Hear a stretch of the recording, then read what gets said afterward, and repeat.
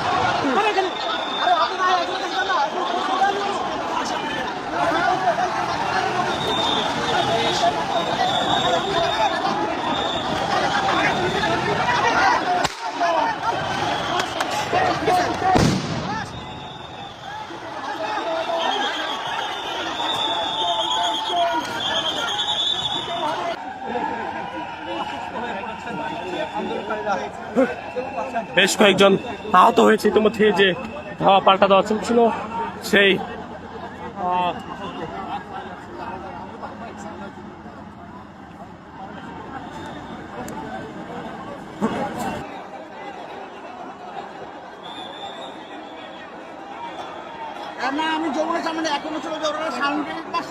কয়েক দফা তাদের উপর সাউন্ড গ্রেনেড নিক্ষেপ করা হয়। পরবর্তীতে আমরা দেখছি আন্দোলনকারীদেরকে সরে দিতে পুলিশ বাধ্য করে সাউন্ড গ্রেনেড নিক্ষেপের পর আন্দোলনকারীরা সরে যায়। সেই দৃশ্যটি আপনারা দেখছিলেন।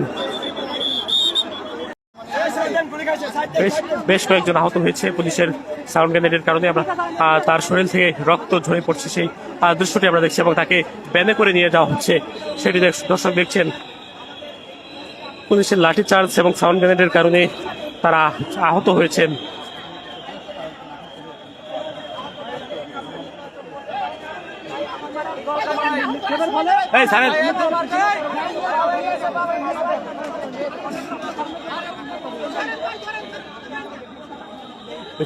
বেশ কয়েকজন আহত হয়েছে।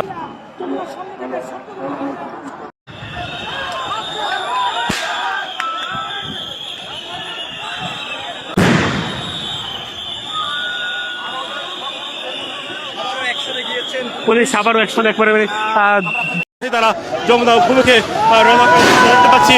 দর্শক তারা পুলিশের যে ব্যারিকেডগুলো রয়েছিল সেই ব্যারিকেডগুলো তারা ভেঙে যমুনা প্রবেশ করার চেষ্টা করছে সেই দৃশ্যটি আপনারা দেখছেন। আন্দোলনকারীরা যমুনার যে ইন্টারকন্টিনেন্টাল গেট রয়েছে সেই গেটে তারা প্রবেশ করেছে পুলিশের ব্যারিকেড ভেঙে দিয়ে সেটি দেখছেন। পুলিশ এবং আন্দোলনকারীরা মুখোমুখি জায়গায় অবস্থান করছে। একদিকে পুলিশ, এক পাশে পুলিশ, অন্য পাশে আমরা দেখতে পাচ্ছি প্রেসকে নিয়ে আন্দোলনকারীরা তারা একেবারে পুলিশের সম্মুখে অবস্থান করছে।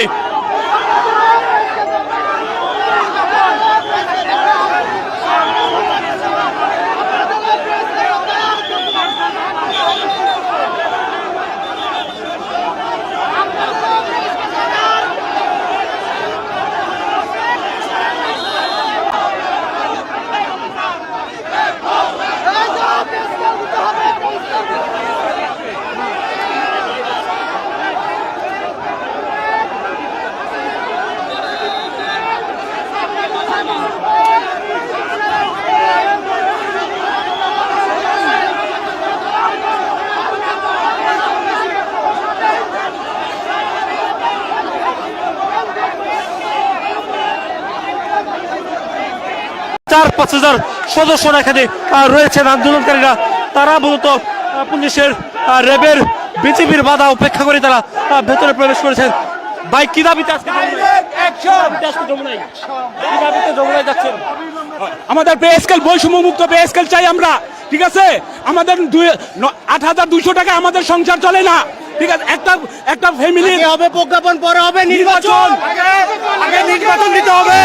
নির্বাচন ছাড়া কোনো নির্বাচনী সরকার গঠন করতে দেওয়া হবে না।